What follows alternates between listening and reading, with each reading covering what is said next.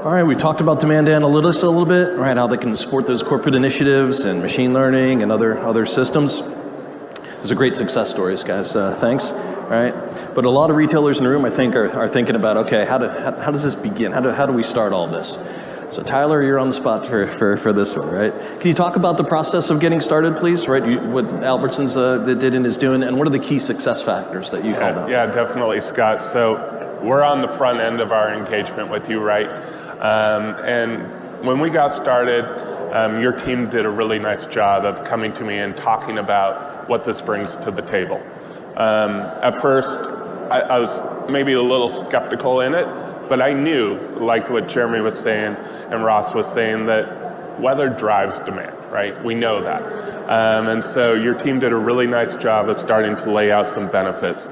And that really helped me get started and getting a good understanding of how the application would work, how the data would augment our forecast.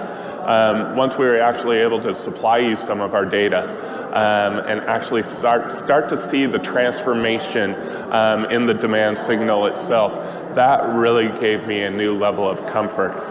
It's easy to pick out the items that you know are going to have weather impact associated to them. We're doing our data analysis on stores up in the northern region, northeast region of the country.